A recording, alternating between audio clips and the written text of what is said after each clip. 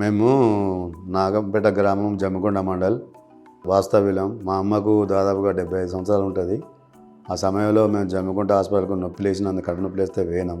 అక్కడ ఉన్న సురక్ష హాస్పిటల్లో చెక్ చేసి లోపల గడ్డున్నా అని చెప్పడం జరిగింది.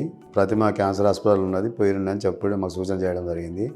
ఆ సూచన ప్రకారం మేము ఈ ప్రతిమ క్యాన్సర్ హాస్పిటల్ హన్మకొండకు రావడం జరిగింది.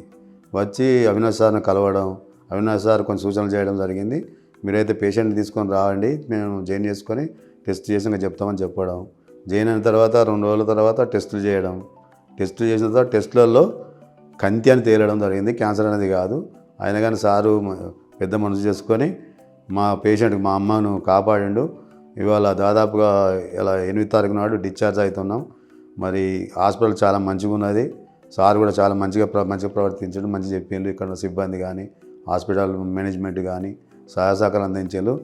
మరి ఎవరైనా ఎటువంటి కంతి దాదాపుగా కేజీ కంతి కడుపులోకి వెళ్ళడం జరిగింది. ఆ కంతిని కూడా టెస్ట్కి పంపడం జరిగింది. ఇక్కడ టెస్టులలో మాత్రం క్యాన్సర్ అని రాలేదు. దానికి అనుబంధంగా కొంత ఖర్చు కూడా జరగడం జరిగింది. ఇది మనం ఇష్టపూర్వకంగా చేసుకొని ఈ రోజున డిశ్చార్జ్ అయ్యి ఊరికి వెళ్తున్నాం, నాగంపేట జమ్మికొండ మండలకు. మరి ప్రతిమ క్యాన్సర్ హాస్పిటల్ మేనేజ్మెంట్కి కానీ, ఇక్కడ ఉన్న అవినాష్ సార్కి కానీ, ఇక్కడ ఉన్న సిబ్బందికి కానీ ప్రత్యేకమైన ధన్యవాదాలు తెలుపుకుంటున్నాం. ఎందుకంటే మా అమ్మ ప్రాణం కాపాడి మరి మాకు చేతికి అందించాడు. వారికి ప్రత్యేకమైన అభినందన తెలియజేసుకుంటూ నూతన సంవత్సరంలో మా ఇంట్లో వెలుగులు నింపాడు కాబట్టి ధన్యవాదాలు తెలుపుతూ సెలవు తీసుకుంటాను.